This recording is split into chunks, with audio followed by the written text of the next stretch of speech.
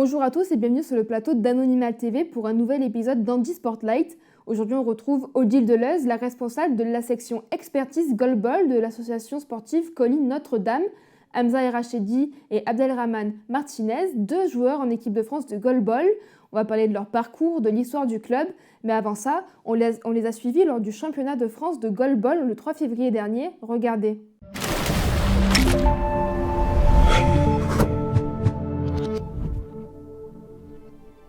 Les 3 et 4 février dernier, l'équipe de Division 2 de goalball de l'association sportive Colline Notre-Dame a disputé 4 matchs dans le cadre du premier tour du championnat de France à Saint-Martin-de-Crau. Les règles de cette discipline sont simples. 2 équipes de 3 joueurs masqués s'affrontent sur un terrain de 9 mètres sur 18 pendant près de 45 minutes. Le but est d'envoyer le ballon de 1 kg 250 dans les cages de l'adversaire, un sport physique qui pousse la jeune équipe de Marseille à se dépasser pour espérer monter en première division. Alors aujourd'hui, nous sommes accueillis par le pôle France de Saint-Martin-de-Crau et nous organisons avec et le comité départemental handisport et l'association sportive Colline Notre-Dame, nous accueillons le premier tour de la division 2 de goalball, qui est un sport paralympique et spécifique pour les déficients visuels. Abdallah Lamy a aidé à l'organisation de la compétition, une idée survenue après un championnat international de goalball en octobre 2023. C'est important, comme je vous disais tout à l'heure, à savoir on a organisé un tournoi international. Bon, c'était donc une image, on voulait exporter notre image au niveau de l'étranger, mais aujourd'hui, bien que ce complexe soit, on va dire, le camp de base de l'équipe de France de goalball, on a aussi voulu offrir aussi cette chance aux joueurs qui jouent sur le plan national pour découvrir, je veux dire, ce beau complexe et cette commune qui est engagée, que ce soit en tout cas engagée en termes du handisport de manière générale et peut-être plus particulièrement le goalball. Ce championnat était important pour les joueurs qui étaient observés par Vivien Fournier, le sélectionneur et entraîneur de l'équipe de France masculine de goalball. J'ai un rôle un petit peu particulier puisque je viens en observateur en tant que sélectionneur. Donc je viens voir l'ensemble des joueurs qui composent les différentes équipes de ce championnat de France Division 2 masculin pour pourquoi pas arriver à détecter de nouveaux joueurs et puis pour certains aussi qui sont déjà dans le collectif France Goalball de les voir dans un autre contexte club qui me permet aussi de prendre des éléments tout aussi intéressants. Il y a un gros vivier aujourd'hui qui est déjà repéré, hein. On est sur une dynamique depuis plusieurs années maintenant au niveau de ce collectif France. On a des belles échéances aussi sportives cette année avec un championnat d'Europe Division B qui aura lieu au mois de juin en Italie et puis après derrière la plus belle de cette année avec les Jeux paralympiques à Paris. Donc effectivement il y a beaucoup de joueurs qui sont déjà référencés mais il y en a quelques-uns qui sont intéressants aujourd'hui, oui. Malgré la pression, les joueurs ont su prendre du plaisir et donner le maximum dans leur performance sportive. Ouais, je suis plutôt fier de la performance. Enfin, on est surtout là pour s'amuser, prendre du plaisir à ce niveau-là en tout cas. On a l'habitude du championnat de France, là où vraiment ça devient très très compliqué et encore plus intéressant, c'est sur les championnats internationaux. Et là, c'est purement du plaisir, on rigole beaucoup. On fait notre championnat parce qu'il faut faire un championnat et parce que ça nous permet de nous retrouver. Mais ce qui nous intéresse le plus, c'est les tournois internationaux. Il y a aussi d'autres objectifs. Pour les jeunes, c'est de les développer justement pour pouvoir leur permettre de participer à ces tournois internationaux. Et également pour Tom aussi, qui est de retour de blessure, de pouvoir retrouver ses sensations et pouvoir le reproduire encore une fois dans des tournois de plus grosse ampleur. Cette discipline inventée pour les soldats blessés après la Seconde Guerre mondiale sera disputée lors des Jeux paralympiques de Paris du 28 août au 8 septembre 2024. Bonjour à tous, merci d'être avec nous en plateau aujourd'hui. Pour commencer, est-ce que vous pouvez rapidement vous présenter ? Alors je suis Odile Deleuze Lucchini, présidente du comité départemental handisport des Bouches-du-Rhône, mais aussi responsable notamment de l'expertise championnat de la section handisport, association sportive Colline Notre-Dame.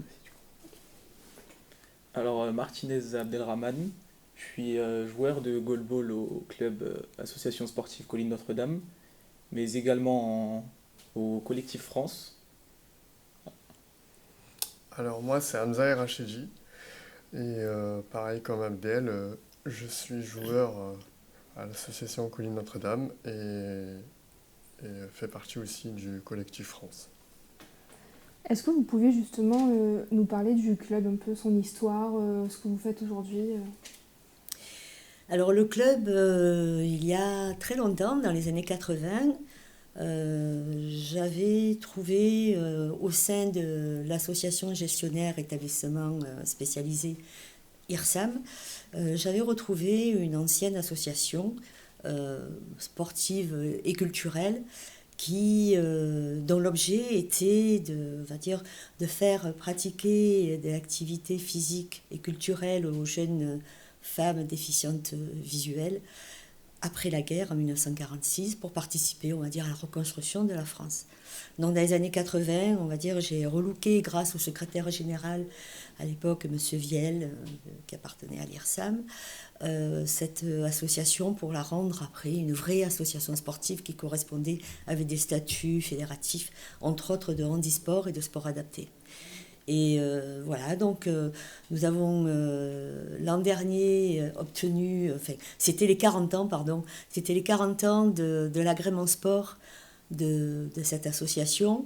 Et nous avons fêté aussi les 30 ans de la section handisport, puisque nous avons commencé au départ par du torbal. On continue toujours par du torbal par chez nous.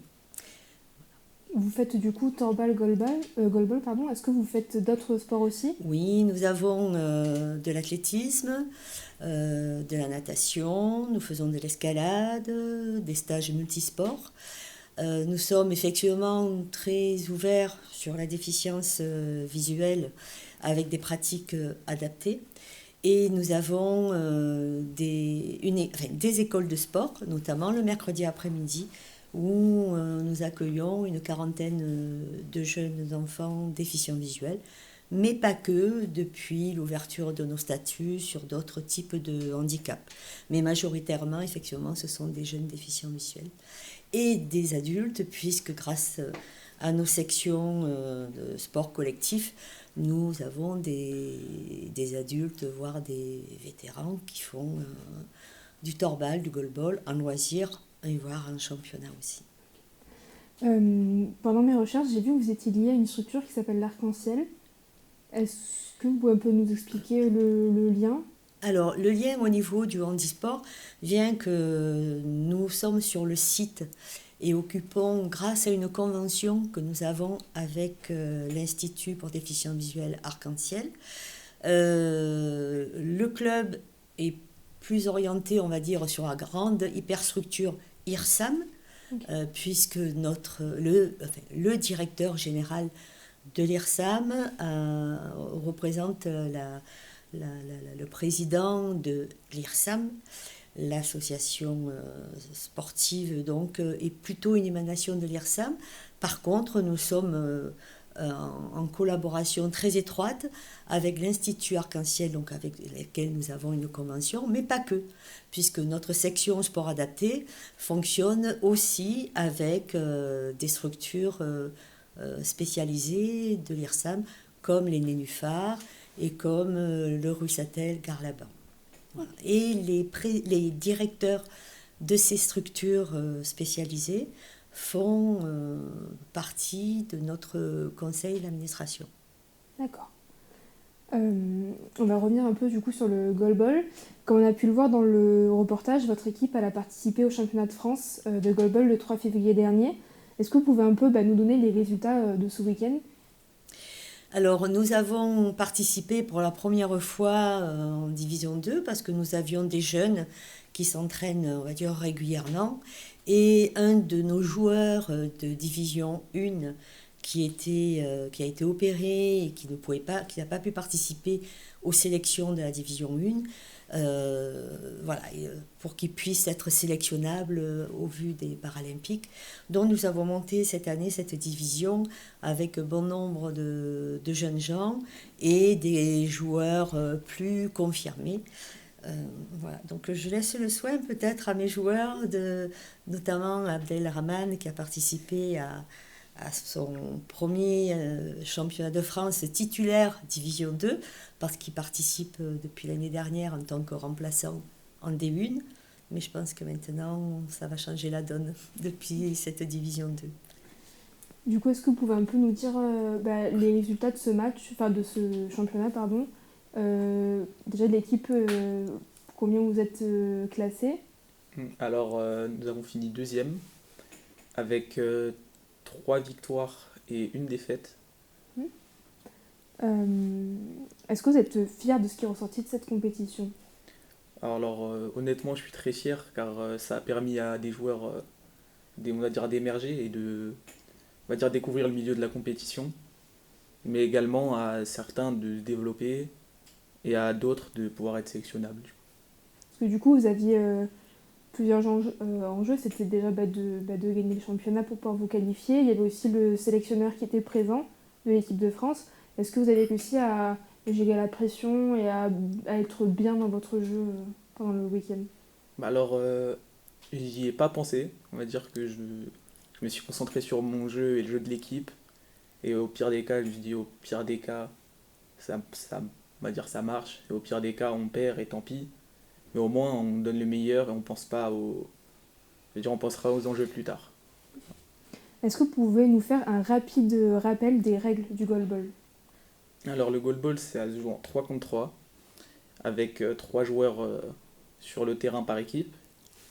Il y a un camp, il y a 2 camps, du coup, et des cages qui font toute la largeur du terrain, des 2 côtés. Nous avons tous un masque sur les yeux et on doit en gros faire rouler le ballon et le faire rentrer dans les cages adverses. Et les joueurs doivent du coup défendre avec tout leur corps au sol pour ne pas que le ballon rentre. Justement, on va passer plus au jeu. Donc tous les deux, vous êtes en équipe de France de goalball. Est-ce que vous pouvez un peu nous parler de votre parcours pour arriver jusque là où vous êtes aujourd'hui? Vas-y, Hamza, commence. Moi, me concernant, j'ai été sélectionné, j'ai été appelé en équipe de France en juillet de l'année dernière. C'était l'avant-dernière sélection, juste avant celle-ci. Par rapport à mon parcours au goalball, j'étais de base un joueur de torbal qui a fait énormément d'années de torbal, à peu près plus de 10 ans. Le goalball, ce n'était pas du tout fait pour moi en quelque sorte. Et ce qui m'a poussé en quelque sorte à jouer au goalball, c'est pendant le confinement.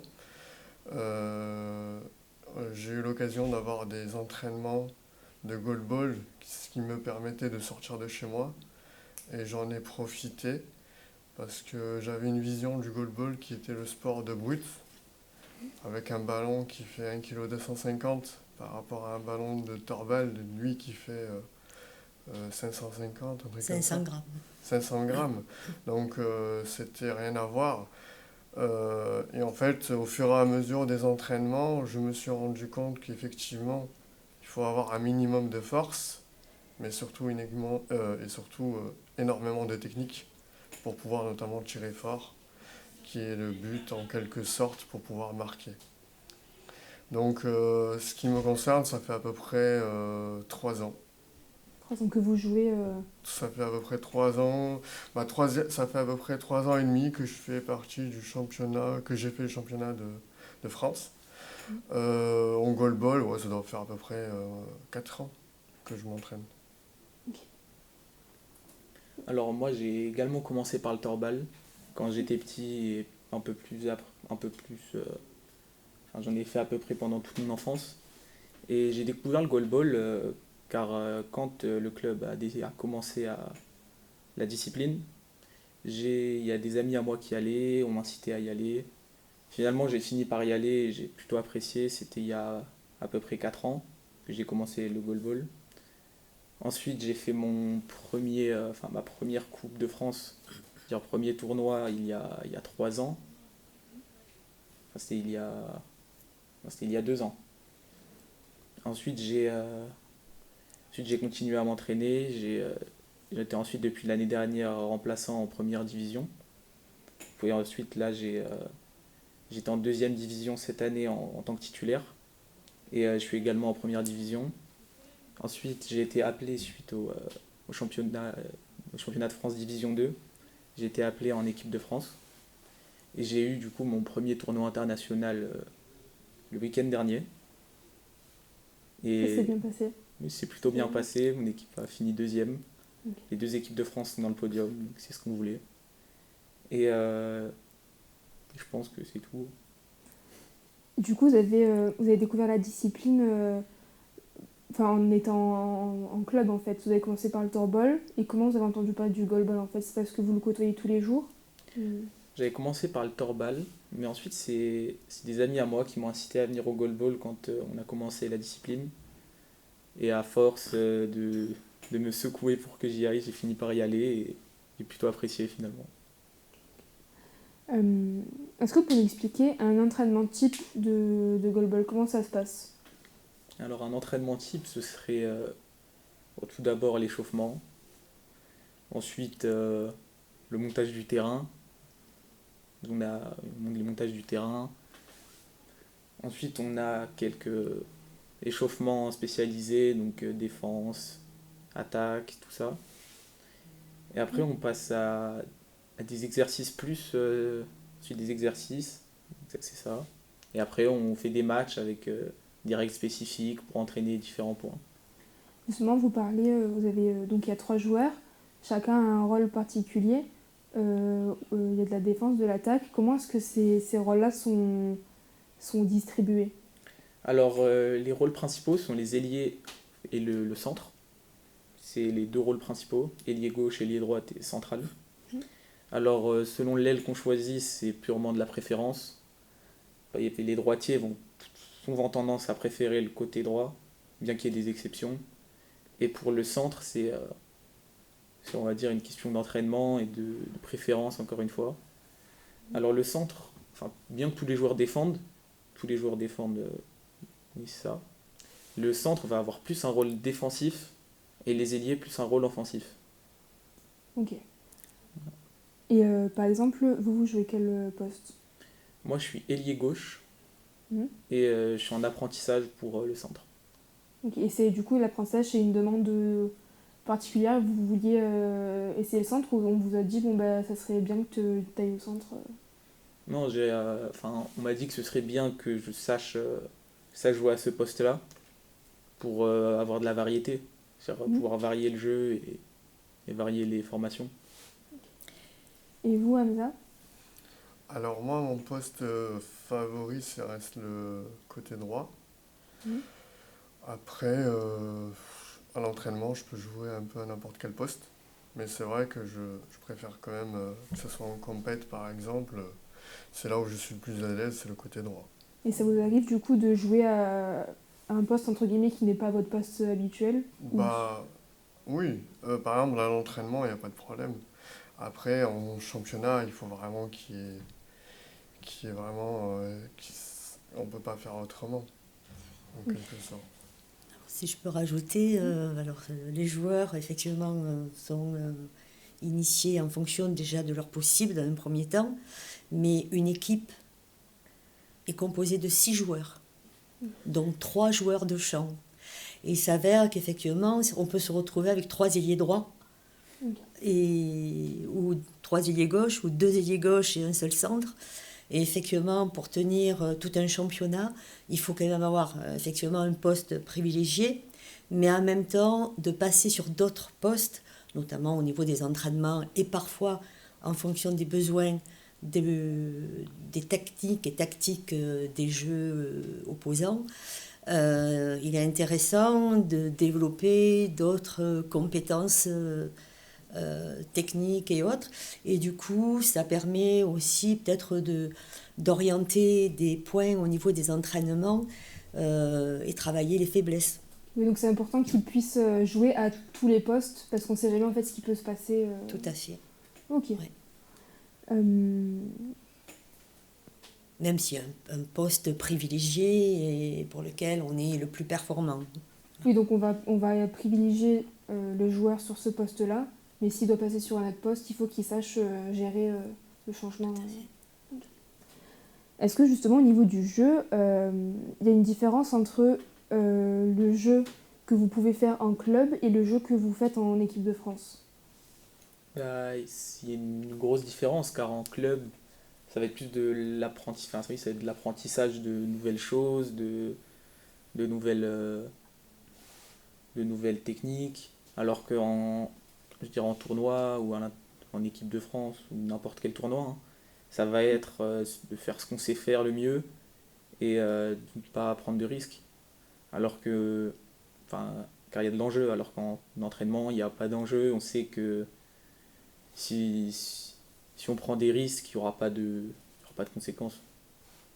Et donc vous apprenez de nouvelles choses qui fait que votre jeu diffère en fait selon avec quelle équipe vous jouez. Exactement. Qu'est-ce que le goalball vous apporte? Le fait de jouer, comment vous vous sentez quand vous jouez? Qu'est-ce que ça vous apporte en fait? Ça m'apporte déjà la possibilité de faire un sport à égalité avec les autres joueurs. Car bien que je puisse, entre guillemets, faire un sport valide, je vais être dans tous les cas désavantagé. Par exemple, si je fais du foot, je ne vais pas voir le ballon ou plein de choses comme ça. Alors que là, tout le monde est à égalité.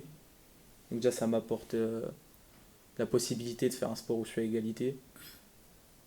Mais ça m'apporte aussi de pouvoir jouer avec, comme tout sport collectif, de pouvoir jouer avec une équipe, de créer des liens et surtout de prendre confiance en soi. Pour vous aussi, Hamza? Alors moi, le goalball, c'est ce qui m'a donné, comme... c'est surtout la confiance en soi, de se dire... d'être solide comme personne, le collectif, le mental, parce que c'est aussi, c'est pareil, on prend toujours la différence avec le torbal, mais c'est un jeu qui est totalement différent, long, le match est beaucoup plus long, donc il est énormément complet comme sport, il faut être endurant, explosif, fort, donc toujours être attentif et surtout le match n'est jamais gagné d'avance ni perdu d'avance. Donc voilà. J'en apprends tout le temps et c'est ce qui me plaît aujourd'hui dans ce sport. Et justement, est-ce que tout le monde peut faire du goalball, qu'on ait un handicap ou qu'on soit valide? Alors en France, oui. Enfin, un valide comme une personne déficient visuel peut jouer en championnat et peut en pratiquer en club. C'est à l'international que ça devient impossible, où là, les valides ne sont pas acceptés en tournoi ni dans les sélections. Et du coup, vous, dans l'association, vous acceptez tout le monde? Oui. Oui. Alors après, effectivement, il y a des règles où il y a sur les 6 joueurs, il y a 2 joueurs voyants autorisés, ou bien, alors, dans la Fédération handisport et la Fédération internationale pour le sport et les non-voyants, il y a une règle d'éligibilité, c'est-à-dire qu'on ne peut faire, on va dire, du haut niveau et être en collectif ou dans les instances internationales qu'à partir du moment où on n'y voit pas plus de 1/10 ou un champ visuel égal ou inférieur à 20 degrés. Donc les personnes qui ont par exemple 1,5 ou 2/10 qui sont reconnues handicapées de la vue ne sont pas reconnues, on va dire, sur le plan international de la Fédération handisport et de l'IBSA. Mais elles sont acceptées justement en tant qu'on va dire chez nous B4 au sein de ces groupes clubs. D'accord. Et du coup, mais juste par exemple, quelqu'un qui veut faire du loisir, là, il n'y a pas de question de catégorie où tout le monde peut venir, peu importe le nombre. Bien sûr. Ok. Alors du coup, on va un peu se concentrer maintenant sur l'équipe de France et les Paralympiques. Du coup, vous êtes tous les deux sélectionnés en équipe de France. Est-ce que ça veut dire que vous allez forcément participer aux Jeux paralympiques? Alors non, car au collectif, nous sommes actuellement 10. Oui, 12, 10 ou 12? Oui, 12. Oui, 12. Et pour les Jeux paralympiques, il en restera finalement, enfin, il y en aura 6 de sélectionnés. Mhm. Donc, on va dire qu'on sait qu'on pourra peut-être potentiellement les faire, potentiellement ne pas les faire. Mais moi, je pense que dans tous les cas, si quelqu'un, enfin, si vraiment je suis voué à ne pas les faire ou quelqu'un d'autre, dans tous les cas, il n'y a pas de concurrence entre nous, car c'est, on va dire, pour le bien de l'équipe. Et justement, est-ce que, parce que là, les Jeux paralympiques, ça arrive dans 6 mois, comment ça va se passer pour la sélection? Est-ce que vous avez des entraînements spécifiques et à l'issue d'entraînements ou de matchs, on va vous dire, ok, tu fais les Paralympiques? Comment ça se passe en fait à ce niveau-là? Est-ce que vous savez un peu Alors, nous avons des entraînements déjà tous les 2 semaines à peu près. Tous les 2 semaines, c'est le samedi. Et nous avons également des tournois. Donc on a eu le tournoi de la semaine dernière. Il y en aura un également, je crois, en mars, à Tracaille. Et c'est suite à ce qu'on propose, également aux européennes, nous avons aussi, en avril. Et c'est suite à ce qu'on propose et ce que l'équipe fait que la formation des Paralympiques sera dévoilée. Ok, donc pour l'instant, vous n'avez pas, à part les entraînements du coup et les matchs les tournois internationaux, que vous faites, vous n'avez pas forcément d'idée sur qui peut potentiellement être sélectionné ou pas pour les Jeux paralympiques? On peut se faire une idée, mais rien n'est sûr. Est-ce que ça vous met la pression justement de savoir que derrière, à la clé, il y a peut-être une sélection pour les Jeux paralympiques? Il y a toujours cette envie on va dire, de figurer dans cette sélection, mais il n'y a pas une pression. Enfin, selon moi, je pense pas qu'il y en ait. Enfin, moi, je n'en ai pas. Après, encore une fois, c'est un collectif. Et on va dire que ceux qui sont sélectionnés, ce sera pour le bien de l'équipe et pour la victoire. Donc, voilà. Je sais pas si tu as quelque chose à rajouter. Ben, moi, ce que je peux rajouter, c'est que c'est bien d'avoir de la concurrence. Parce que tout simplement, ça permet de ne pas rester confortable à son poste et ben, d'avoir de la concurrence, ça pousse à toujours à progresser et avancer. C'est ça, je pense aussi qu'on ne soit pas uniquement 6 sélectionnés pour les Jeux. Et le fait d'être 12, on se dit il va y avoir la moitié qui vont être retenus et l'autre moitié non. Donc ça se pousse à toujours vouloir se surpasser. Je trouve que c'est de la bonne concurrence, malgré que de toute manière, on voudrait, quand on est dans un sport co, surtout pour l'équipe de France, même en club, on sait que ça sera les meilleurs joueurs qui seront retenus et on va pas s'en vouloir parce que c'est le bien de l'équipe qu'on souhaite tout d'abord. Donc c'est pas de la mauvaise concurrence Non. ou il n'y a pas de mauvais sentiments, mauvais Non. esprit, c'est vraiment Non. vous donner le meilleur de vous-même, mais Ouais. voilà, si vous n'êtes pas Ouais, sélectionné, ouais. c'est pas grave. Alors il faut se donner les moyens, ça c'est normal. La concurrence c'est normal parce que c'est ce qui va nous permettre de pousser et avancer et de progresser. Et puis c'est les meilleurs qui seront pris et ça c'est normal aussi. Est-ce que là plus généralement l'équipe de France, est-ce que vous avez des objectifs précis pour ces Jeux paralympiques? Est-ce que déjà aux entraînements on commence à vous parler d'objectifs ou pas encore? C'est trop tôt. En tout cas non, il n'y a rien qui est dit. On a les entraînements, on travaille. Après, on sait qu'au fur et à mesure du temps, il va y avoir toujours. Bon, en fait, c'est pas une sélection qui va tomber d'un coup, mais ça va être plutôt des joueurs qui vont partir au fur et à mesure. Ok. Voilà. En quelque sorte, au fur et à mesure, il va y avoir des joueurs qui vont être retirés pour dire, voilà, bon. Et puis, pour arriver à la fin des 6 joueurs, les 6 meilleurs joueurs qui, dans ce cas-là, participeront aux Jeux paralympiques. Après, ceux qui sont retenus sont quand même, doivent continuer toujours à s'entraîner parce qu'on ne sait jamais ce qui peut arriver en cours de temps. Donc, voilà, ils doivent toujours être tenus prêts au cas où s'ils doivent être rappelés en cas en cas de remplacement. Est-ce que vous pensez que justement les Jeux paralympiques vont donner de la visibilité au goalball? Alors, je trouve que grâce au goalball, et Abdel est aujourd'hui le bon exemple, c'est qu'on a des jeunes que je pense que si on n'aurait pas eu les paras à Paris, on n'aurait pas eu tout cet engouement du goalball en France. Et ça a permis de faire apparaître des jeunes. Abdel a 16 ans. Et avec son niveau actuel, je pense que pour moi, il va faire partie des meilleurs joueurs, que ce soit en France et même au monde. Donc, et je trouve que c'est la chose à retenir. Voilà. On a des jeunes aujourd'hui. Aujourd'hui, peut-être que ils vont être moyens, mais l'avenir va être meilleur.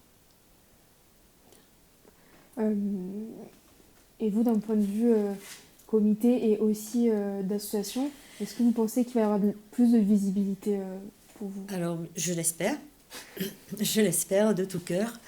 Il est vrai que, par exemple, au niveau du comité départemental handisport des Bouches-du-Rhône, que je préside avec grand bonheur, il est vrai que le goalball fait partie des axes prioritaires des disciplines que nous avons mis en exergue pour les Paralympiques. Il s'avère qu'effectivement, étant responsable et on va dire fondatrice un petit peu de cette association sportive, nous avons la chance d'être le seul club en région sud, ex-PACA, et que nous avons fait partie des rares clubs pilotes en 2010 à essayer de mettre en avant le goalball, parce qu'effectivement le goalball, contrairement au torbal, est paralympique. Alors il y a eu des fois des creux de vague, mais on est bien, on a bien remonté la pente et on est maintenant très régulier depuis 2016-2017.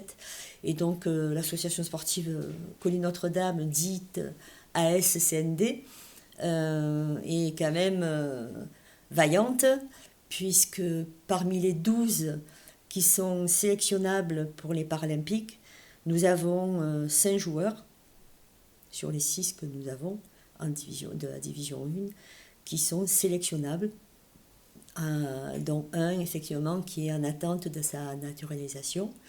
Et je tiens quand même à spécifier, comme beaucoup de sports, notamment entre autres pour les déficients visuels au sein du handisport, tous nos joueurs ont un statut d'amateur et pas de professionnel, ce qui est quand même bien regrettable. J'espère qu'il y ait un impact suite à ces Paralympiques auprès de nos partenaires, pour que nos joueurs puissent être accompagnés non seulement par les partenaires institutionnels, comme par exemple nous avons la chance sur notre département à ce qu'il y ait la possibilité d'obtenir des bourses, notamment entre autres cette année suite aux Paralympiques, idem pour la région sud. Mais au-delà de ça, on a quand même des joueurs qui sont salariés et qui font sacrifice actuellement de leur boulot pour pouvoir s'entraîner régulièrement, partir en tournois internationaux, partir en regroupements nationaux et autres. Il y a une partie qui est prise en charge par la fédération, effectivement, pour les transports, mais pas leur perte de salaire lorsqu'ils ferment leur cabinet de kinésithérapie, de kinésithérapeute, ou bien autres, ou des demandes sans solde de congé auprès de leur employeur. Okay. Justement, on va continuer sur les Jeux paralympiques. Comme vous l'avez dit, vous êtes du coup présidente du comité départemental handisport des Bouches-du-Rhône. Est-ce que le comité va organiser des choses, prendre parti et s'investir pendant la période des Jeux paralympiques? Alors, nous sommes des partenaires privilégiés pour toutes les actions qui vont se faire autour notamment de l'arrivée de la flamme et des divers parcours de la flamme olympique et paralympique. En soi, le comité départemental n'a pas, on va dire, mission d'organiser véritablement une action phare au sein de ce comité-là, mais par contre, nous accompagnons des projets des municipalités et du département des Bouches-du-Rhône sur tout l'axe des divers parcours de cette flamme. Le goalball, c'est 200 licenciés et 58 structures qui proposent du coup la discipline en France. Mais c'est une discipline qui est, on va dire, beaucoup plus connue à l'international. Comment est-ce que vous expliquez l'arrivée un peu tardive de la discipline? Parce que je crois que c'est arrivé en 2015-2016, où ça s'est un peu plus démocratisé, on va dire. Comment vous expliquez ça? Eh bien, tout simplement, on va dire à l'échelon français, les joueurs des sports collectifs déficients visuels, alors il y a du cécifoot, hein, et Hamza est un représentant aussi et joueur de cécifoot, mais le cécifoot paralympique n'est que pour la catégorie des non-voyants. Donc voilà, donc effectivement, je pense que le goalball vient dans cette émulation parce qu'il est paralympique et pas le torbal. Tant qu'on a eu des équipes de France en torbal, effectivement, le torbal était une activité privilégiée en sport co, puisqu'avec peu de bagages techniques, on peut jouer au torbal. Et puis après, il y a des choses à développer, hein, l'explosivité, la condition physique, etc. Ça permet aussi à divers gabarits de pouvoir jouer à un sport co et d'avoir un sport co au même titre que les personnes ordinaires. Et d'avoir des projections d'identification, etc., etc. Mais effectivement, les joueurs de torbal ont pendant des décennies privilégié l'activité torbalistique plutôt que goalball. Et effectivement aussi, je pense qu'en parallèle, il n'y avait peut-être pas tant de volonté que ça sur le plan national par rapport à la Fédération handisport. Là, on organise en France. Effectivement, le goalball, c'était l'occasion peut-être de le développer là et maintenant. Et du coup, effectivement, comme disait Hamza tout à l'heure, ça a permis de faire émerger des jeunes qui ne sont peut-être pas sélectionnés à ces paralympiques-là. Et je pense que tout sera mis en exergue pour, dans 4 ans, les prochaines paralympiades. Est-ce que vous pensez aussi que ça a un peu été lancé par les Jeux de Rio? Je sais que pendant le championnat, les joueurs qu'on a interviewés nous en ont un peu parlé. Ils expliquaient que pour eux, ça avait un peu commencé avec ces jeux-là pour après se répandre et augmenter du coup avec l'organisation en France. Oui, en fait, c'est venu un peu d'une sollicitation du ministère des Sports auprès de la Fédération handisport. Il y avait des disciplines qui effectivement étaient peu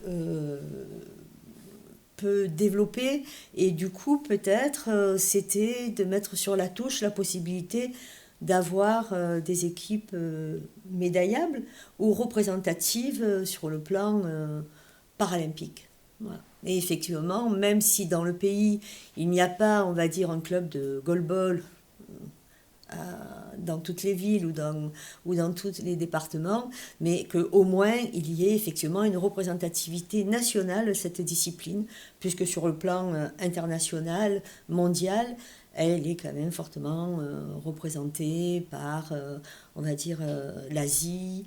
Au niveau des 5 continents, il y a du goalball. Est-ce que vous avez vu justement une évolution dans la visibilité et dans la pratique de la discipline de ces dernières années? Alors, effectivement, dans la visibilité, par exemple, aujourd'hui, nous sommes chez vous, sur votre plateau, chose qu'il y a peut-être en 2016, ça ne se serait pas fait. Nous avons organisé en 2019 des championnats de France féminins puisqu'à l'époque, j'avais au niveau du club des féminines qu'on a entraînées. Et nous n'avons pas eu plus que ça. Oui, nous avons eu, on va dire, un article sur la Provence, un article sur la Marseillaise. Mais voilà, c'était déplacé succinctement France 3. Et voilà, alors que là, maintenant, certains de ces événements-là, effectivement, sont suivis par les médias. Et ça a un fort impact. Ça a quand même un fort impact. Parce que ça change le regard des autres, que vous nous accompagnez en proximité, localement, ça porte autour le changement du regard des autres et effectivement de la connaissance socioculturelle, au même titre que tout un chacun. Alors justement, en parlant de ça, donc il y a l'accompagnement des médias qui, du coup, comme vous l'avez dit, est important, mais il y a aussi l'accompagnement de toutes les autres structures qui peuvent vous aider. Est-ce que vous trouvez que vous êtes bien encadré, que ce soit à l'échelle nationale, régionale ou départementale ? Alors, par rapport à l'échelle nationale, ne serait-ce que la représentativité de la Fédération handisport, bon, nous sommes un comité un des plus importants de France, pilote aussi en soi à la matière. Nous avons la chance d'avoir pu signer une convention il y a quelques années avec les élus de Saint-Martin-de-Crau pour créer le pôle France de goalball masculin. Donc effectivement, nous avons de la proximité avec les sélectionneurs entraîneurs, sans avoir plus que ça un côté favori. C'est parce qu'en fait, nos joueurs se donnent les moyens aussi pour être parmi les meilleurs. Ensuite, sur le plan, on va dire, d'accompagnement, nous avons quand même un accompagnement de proximité avec certaines municipalités et surtout sur le territoire avec le département des Bouches-du-Rhône qui est vraiment un partenaire favori, et la région sud aussi qui peut accompagner nos joueurs et nos actions quand on organise des championnats, puisque nous avons par exemple au comité organisé notre deuxième tournoi international en octobre 2023, et nous avons été effectivement accompagnés par des instances locales, voire régionales, et voilà. Après effectivement des partenaires favoris de la société, comme la Société Générale, l'EDF, qui sont des partenaires principaux, on va dire, sur le plan national handisport, mais restent uniquement sur quand les joueurs sont vraiment dans le haut niveau de la reconnaissance. Et quand après, il y a des joueurs qui ont été médaillés. Donc, si nous avons la chance déjà de participer et d'être vaillants sur les premiers tours en goalball, il y aura peut-être des impacts pour des accompagnements de nos joueurs de par les partenaires principaux de la Fédération handisport. Justement, est-ce qu'il y aurait des choses à améliorer pour vous dans cet accompagnement ? Bien sûr, l'accompagnement, c'est-à-dire d'avoir cette reconnaissance de sportifs de haut niveau, avec un accompagnement de partenaires autour et une meilleure reconnaissance de la discipline et des joueurs qui la font. C'est aussi du coup, par exemple, pour Abdel, avoir peut-être après des aménagements de cours, voire d'épreuves, pour qu'il puisse, hormis le fait qu'il y ait peut-être des aménagements d'épreuves en tant que déficient visuel, mais un accompagnement de proximité par la maison de la performance qui se trouve au Creps d'Aix, mais pas que d'Aix, puisque les Creps sont, on va dire, région sud aussi. Il y a Antibes, ils sont 3. Mais non, pour nous, vu qu'il est marseillais, ce serait bien qu'il ait un accompagnement et un suivi par la maison de la performance d'Aix, Hamza aussi, effectivement. Après, effectivement, avoir aussi peut-être une mise à disposition, effectivement, quand on sort d'entraînement ou autre. Vous savez que la difficulté, quand on est notamment déficient visuel sévère, c'est la problématique des transports.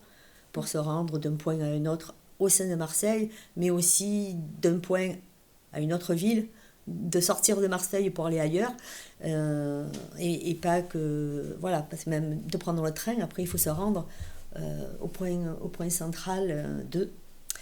Voilà, donc on peut penser qu'il y ait peut-être des problématiques du quotidien quand on est sportif de haut niveau et déficient visuel sévère. J'espère que ça va changer les donnes. Est-ce que vous voulez rajouter un dernier mot pour terminer ce plateau? Allez les Bleus. Et oui.